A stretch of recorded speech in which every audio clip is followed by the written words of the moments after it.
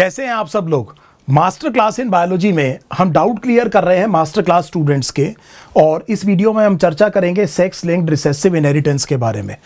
मैं एक pedigree analysis में पहले ऑटोसोमल रिसेसिव कंडीशंस पर वीडियो कर चुका हूं। ये काफ़ी कॉमन क्वेश्चन है जो पूछा जाता है।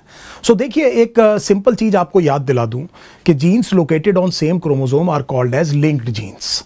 सो एक ही क्रोमोसोम पर जो जीन्स लोकेटेड है वो आपस में क्या है, लिंक्ड है। तो अगर ये क्रोमोसोम सेक्स क्रोमोसोम है तो ऐसी जीन को आप क्या कहेंगे कि ये सेक्स लिंक्ड जीन है।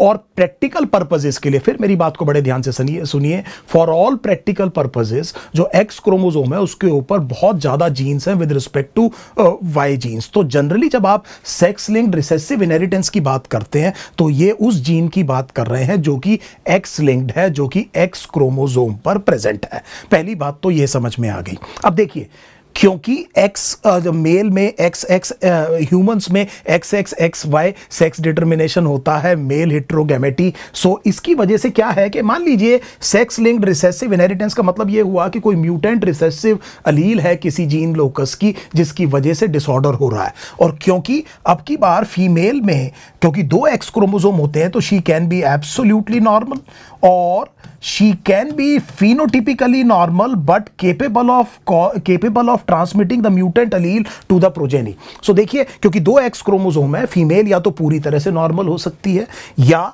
फिनोटिपिकली खुद नॉर्मल हो, लेकिन उसके पास ये रिसेसिव अलील है जो अपने प्रोजेनी को पास कर सकती है। तो इस कंडीशन को आप जानते हैं, हम क्या कहते हैं, कैरियर कहते हैं।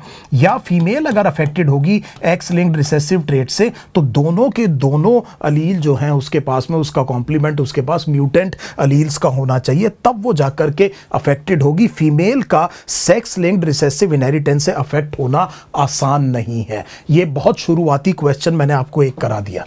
मेल की अगर हम बात करें, क्योंकि मेल हेमीजाइगस है with respect to sex chromosome, heterozygous शब्द नहीं इस्तेमाल कर रहा हूं। सो क्या इस्तेमाल कर रहा हूं, हेमीजाइगस है। सो क्योंकि वाई क्रोमोसोम जो है वो एक्स क्रोमोसोम का होमोलोग नहीं है। सो यहां पर मैं हेट्रोजाइगस शब्द ना इस्तेमाल करके क्या कह रहा हूं, हेमीजाइगस है। सो दो ही जेनेटिक जीनोटाइप पॉसिबल है, या तो ये अफेक्टेड नहीं होगा मतलब नॉर्मल होगा, या फिर अफेक्टेड होगा। अगर हम बात करें यहां पर कलर ब्लाइंडनेस की, सो अगर हम बात करें कलर ब्लाइंडनेस, ये बहुत कॉमनली पूछा जाता है। One of the most common examples of sex linked recessive trait in human beings would be colour blindness. एक और क्वेश्चन आपसे हीमोफीलिया से पूछा जा सकता है। सो हम भी कलर ब्लाइंडनेस के एग्जांपल को फॉलो करेंगे तो आपको ये समझ में आ गया कि क्या जीनोटाइपिक कॉम्प्लीमेंट्स हो सकते हैं फीमेल में और मेल में। अब देखिए बड़े ध्यान से, इसके इंप्लीकेशन आपको ये समझ में आ गई। पहला, जैसे मैं आपको फिर याद दिला दूं, हम क्योंकि ये रिवीजन बार बार कर रहे हैं, हमें ये पता है कि फीमेल का अफेक्टेड होना आसान नहीं है और ये मेल्स में ज़्यादा आसानी से दिख सकता है क्योंकि मेल के पास केवल एक एक्स क्रोमोसोम है। और अगर सिंगल कंडीशन अगर है तो अगर म्यूटेंट अलील की एक भी कॉपी है तो वो अपने आप को एक्सप्रेस कर जाएगी। यहाँ फीमेल में ये म्यूटेंट ट्रेट अपने आप को एक्सप्रेस नहीं कर पाएगा। सो मैं हमेशा की तरह बहुत धीरे से आपके सामने दो क्रॉसेस बनाऊंगा। ये मैंने मेन कोर्स में भी किया है, इसी काम को यहाँ पर कर रहा हूँ और हम समझने की कोशिश करते हैं कि नीट एंट्रेंस एग्जाम में हमें यहाँ से क्या क्या क्वेश्चन पूछे जा सकते हैं। सो चलिए एक इंपॉर्टेंट कलर ब्लाइंडनेस का ही एग्जांपल हम फॉलो करेंगे एंड लेट अस से कि हम एक क्रॉस का नतीजा देखते हैं। ये क्रॉस या मेटिंग हुई है बिटवीन अ नॉर्मल फीमेल, देखिए बिल्कुल नॉर्मल है, and she mates with colour blind mail.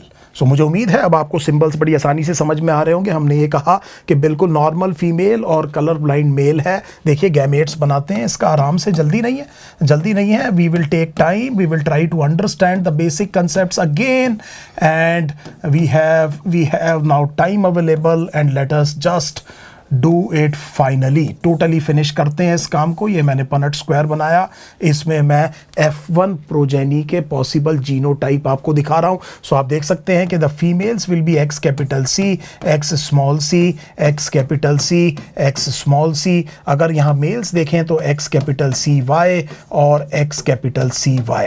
मुझे उम्मीद है आप इसको बड़ी आसानी से फॉलो कर रहे हैं। अब आप देखिए बड़े ध्यान से, अगर मैं यहाँ पर F1 में अगर मैं ये निकालूँ कि क्या रेशो आया, तो मैं आपको सजेस्ट ये करूंगा कि हमेशा मेल और फीमेल का रेशो अलग अलग कैलकुलेट कीजिए। नॉर्मली ऐसा आप ऑटोसोमल कंडीशन में नहीं करते हैं, लेकिन सेक्स लिंक्ड कंडीशंस में हर जनरेशन में मेल और फीमेल का रेशो अलग अलग कीजिए। सो यहां पर अगर हम देखें तो अगर मैं फीमेल की बात करूं तो क्या मैं ये कह सकता हूं कि 100% फीमेल फिनोटिपिकली नॉर्मल होंगी, लेकिन ये 100 की 100% कैरियर होंगी, ये डिजीज पास कर सकती हैं, इनके पास म्यूटेंट अलील है। क्या ये बात आपको समझ में आ गई? तो मैंने ये लिखा कि यहां पर 100% दे आर फिनोटिपिकली नॉर्मल। आपको समझ में आ रहा है फिनोटिपिकली नॉर्मल क्यों है? क्योंकि इनके पास एक डोमिनेंट अलील है। सो इनमें कलर ब्लाइंडनेस होगी नहीं, लेकिन ये क्या है? कैरियर्स हैं। I hope this thing is now absolutely clear. इसमें कहीं से कहीं तक कोई भी कंफ्यूजन नहीं होना चाहिए।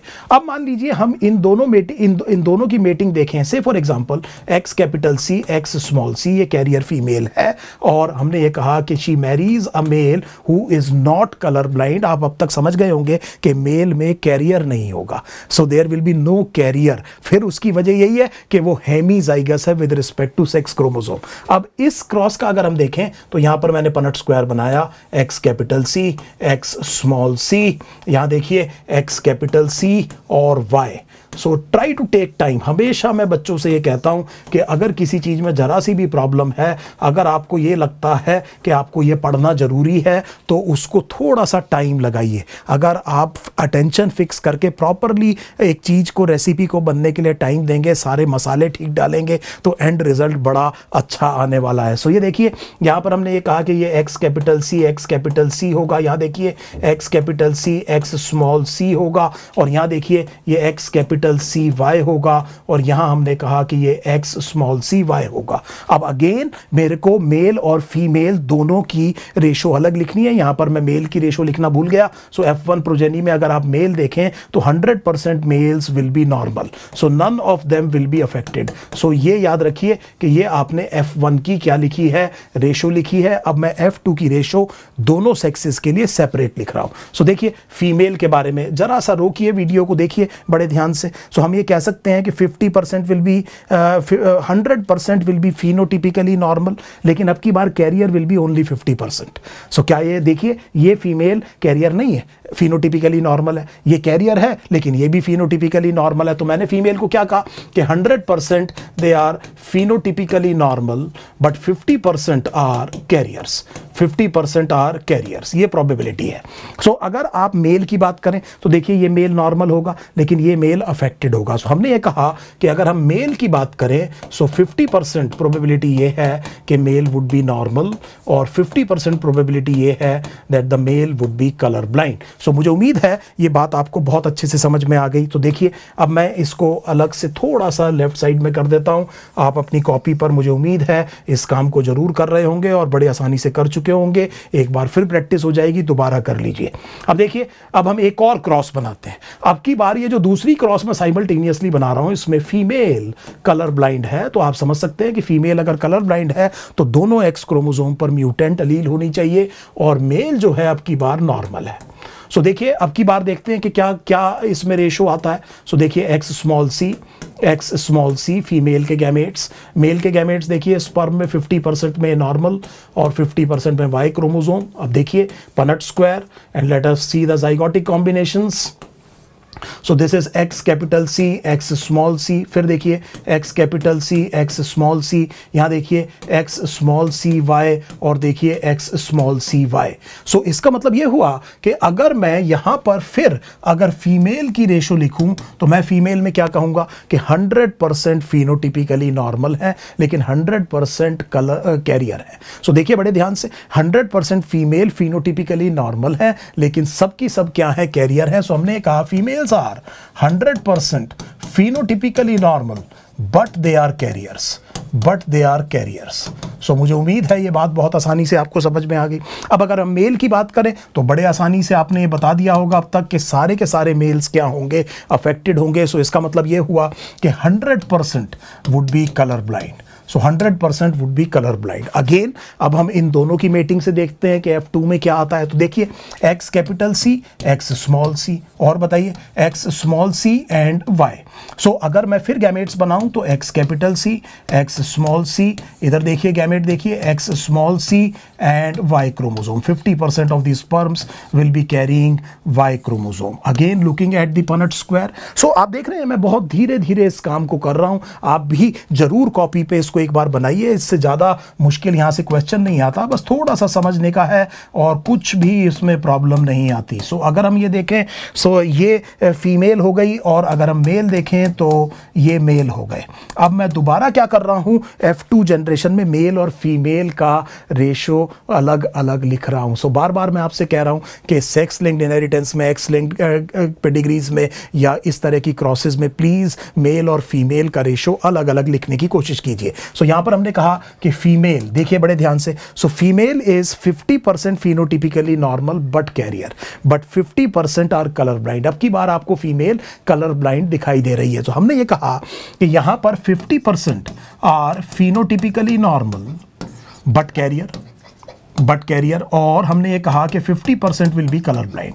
क्या ये बात सही है? अगर हम मेल्स की बात करें तो मेल्स में देखिए, मेल्स में हमने ये कहा कि 50% will be normal and 50% would be colour blind. ध्यान से देखिए, सो हमने ये कहा कि ये मेल में होगा। सो अब अगर आप बड़े ध्यान से इन दोनों क्रॉसेस को एक साथ देखिए, सो प्लीज दोबारा समझिए मेरी बात को। मैं यहां पर अभी स्क्रीन से हट जाऊंगा, आप 10 सेकंड के लिए दोनों क्रॉसेस को एक साथ देखिए और फिर हम इसका एनालिसिस करते हैं। So I am leaving the screen, giving you 10 seconds and please watch the screen for 10 seconds. When I come back, I will give you the analysis.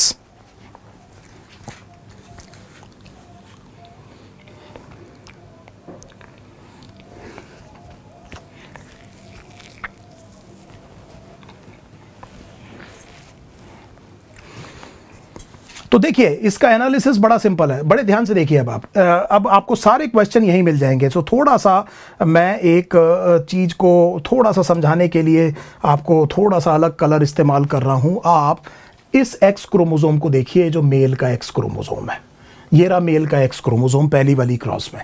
फिर आप ये देखिए कि ये एक्स क्रोमोसोम यहां पर कहां है, ये रहा, आपको दिखाई दे रहा है, ये यहां पर एक्स क्रोमोसोम है। फिर आप ये देखिए कि ये प्रोजेनी में एक्स क्रोमोसोम कहां पर है। पहली चीज तो आप एक बार ये देख लीजिए कि मेल का एक्स क्रोमोसोम कहां गया।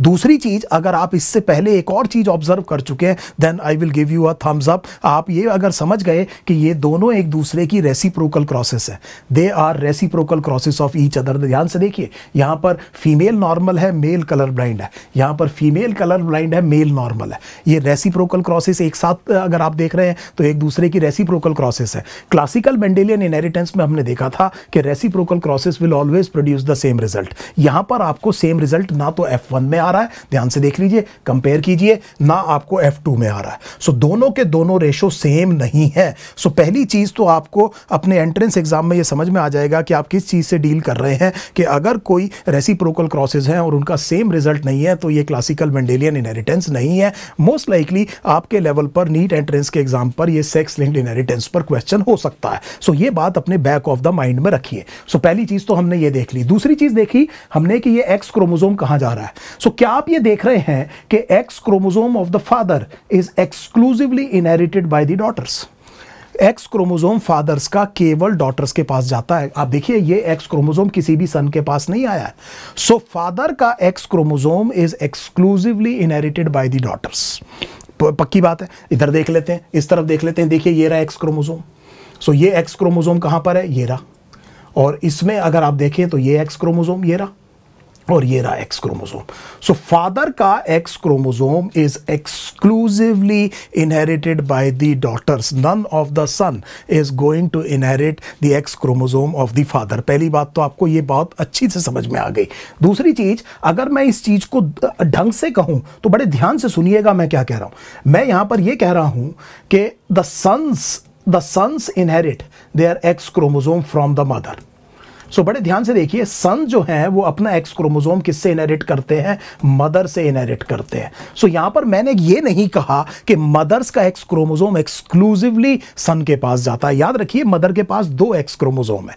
सो उसका एक्स क्रोमोसोम सन के पास भी जा सकता है, डॉटर के पास भी जा सकता है। डॉटर के पास एक एक्स क्रोमोसोम अपने फादर से आएगा, क्योंकि फादर के पास एक ही एक्स क्रोमोसोम है, तो फादर का एक्स क्रोमोसोम एक्सक्लूसिवली डॉटर्स को मिलता है। लेकिन जो दूसरा एक्स क्रोमोसोम है वो मदर से आएगा। लेकिन सन्स के पास एक ही एक्स क्रोमोसोम है, सेक्स कॉम्प्लीमेंट की हम बात करें, वो हमेशा कहां से आएगा? मदर से आएगा। सो दोबारा सुनिए, मैंने क्या नहीं कहा? मैंने ये नहीं कहा कि फादर का केवल डॉटर्स को और मदर का केवल सन्स को, ये नहीं कहा। मैंने ये कहा कि फादर्स का केवल डॉटर को और सन्स का केवल किससे? मदर से। मुझे उम्मीद है आप इस नुआंस को समझ पा रहे होंगे। इसको आप क्रिस क्रॉस इनहेरिटेंस कह सकते हैं। तो पॉइंट नंबर 2 हो गया। पॉइंट नंबर 1 फिर याद दिला दूं कि यहां पर आप ये देख रहे हैं कि reciprocal crosses same result produce नहीं कर रही है।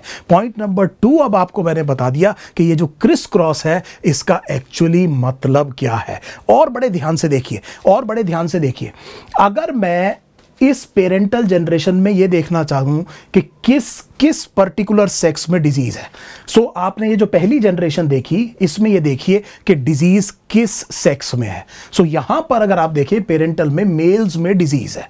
सो आप ये देखेंगे कि F1 जनरेशन में जनरली आप क्या देखेंगे कि किसी भी मेल में डिजीज नहीं होगी।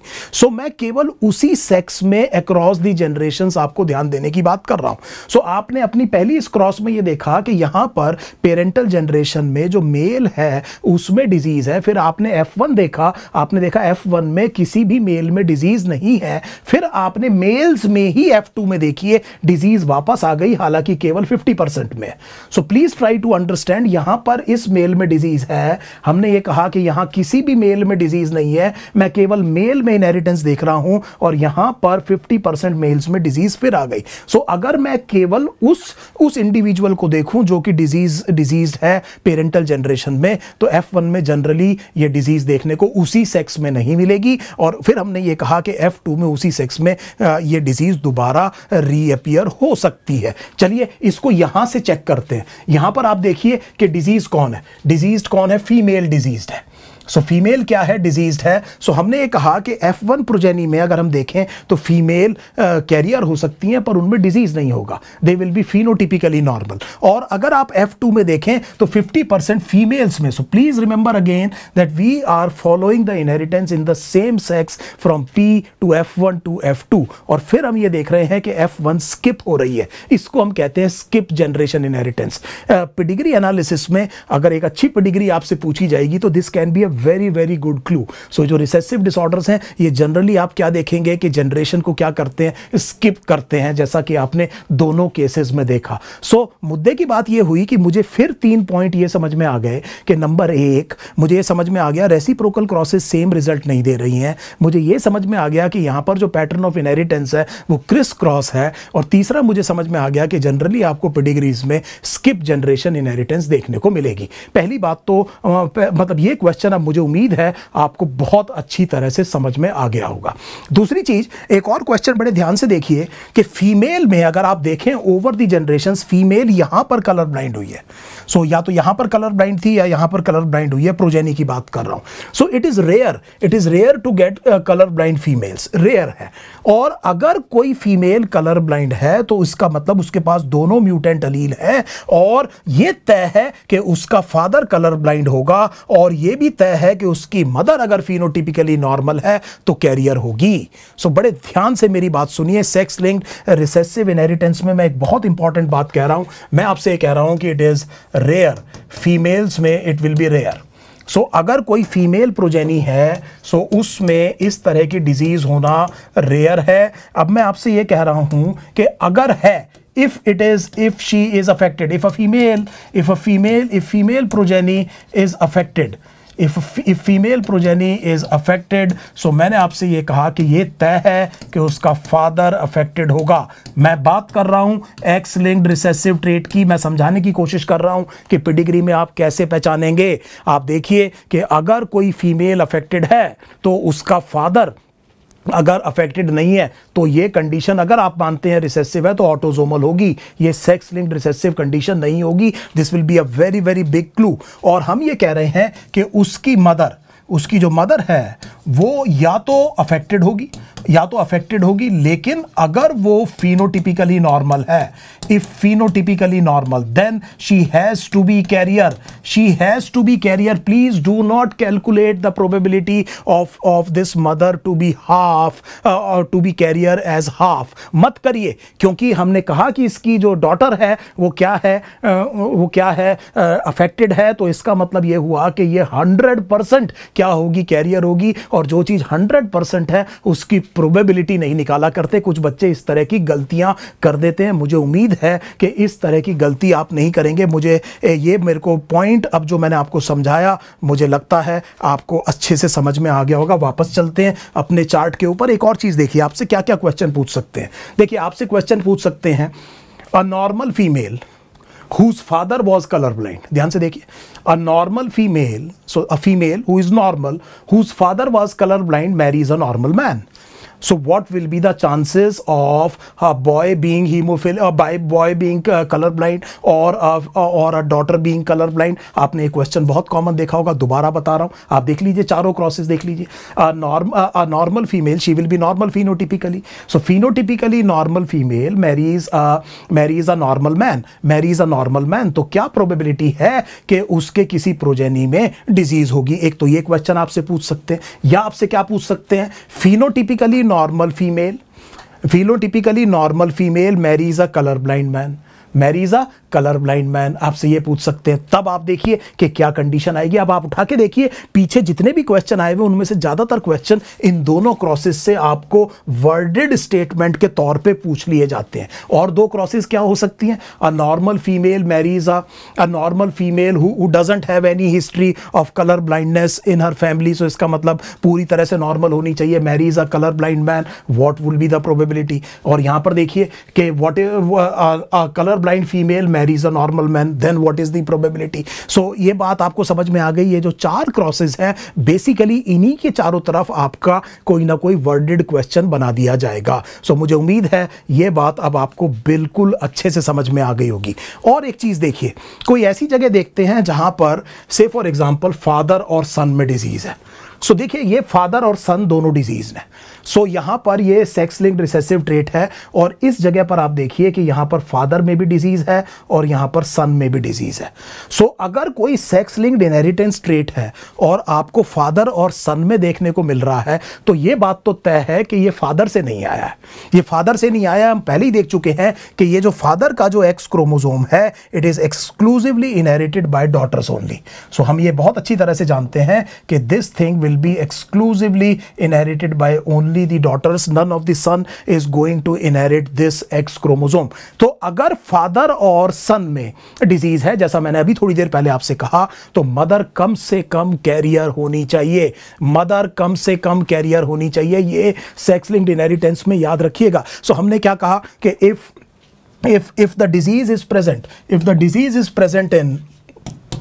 disease is present in both father and son, then the mother has to be a carrier, at least a carrier.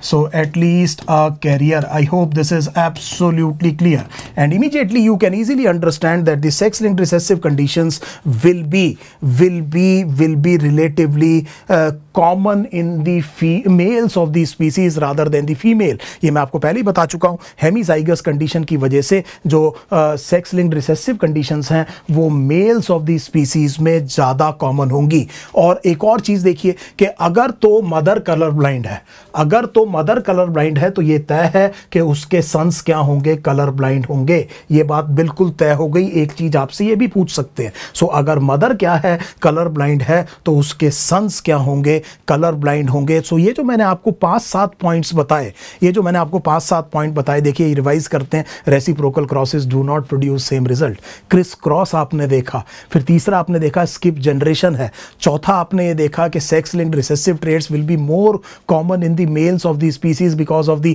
Hemizygous condition. इसके अलावा आपने कुछ और स्पेसिफिक कंडीशन देखी, आपने ये देखा कि किस तरह से अगर फीमेल प्रोजेनी अफेक्टेड है तो फादर अफेक्टेड होगा और मदर जो है अगर या तो अफेक्टेड होगी, और अगर फिनोटिपिकली नॉर्मल है तो कैरियर होगी। मुझे यहाँ पर प्रोबेबिलिटी नहीं निकालनी है। और अगर फादर और सन में डिजीज़ है तो ये मदर से आई है, mother has to be carrier. Mother अगर कलर ब्लाइंड है तो 100% सन्स क्या होंगे, कलर ब्लाइंड होंगे। मैं फिर आपको फाइनली ये 4 स्टेटमेंट्स दे रहा हूँ। A phenotypically normal female whose father was colour blind marries a normal man. इस तरह का क्वेश्चन देखिए, इधर देखिए, फिनोटिपिकली नॉर्मल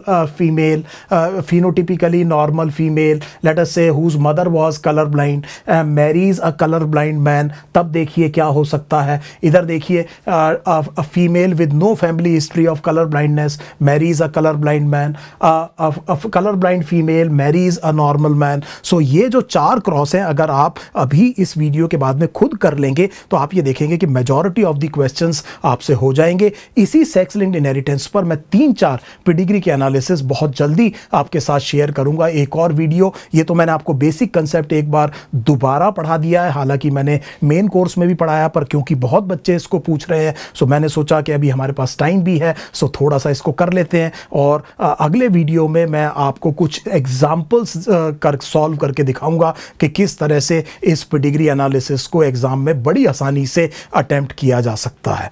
फाइनली आपसे एक बात कहूंगा, बड़े ध्यान से सुनिए, बड़े एक्स्ट्राऑर्डिनरी सर्कमस्टांसेस में मेरी आपकी बात हो रही है। याद रखिए कि ये जो नया म्यूटेंट वायरस इस टाइम पे कोविड-19 वायरस जो हमारी कम्युनिटी में स्प्रेड कर रहा है, इसमें प्रॉब्लम ये है कि ये यंगर जनरेशन को भी अफेक्ट कर रहा है। So it is affecting younger generation. So that means आपकी एज ग्रुप भी वल्नरेबल है। पहले हम ये मानते थे कि यंगर जनरेशन में कुछ नहीं हो रहा, उनको वायरस छू के निकल जाता है, ज़्यादातर एसिम्प्टोमेटिक या हद से हद कुछ माइल्ड कंडीशन होगी, पर अब कुछ कॉम्प्लिकेशंस बच्चों में देखने में आ रही हैं।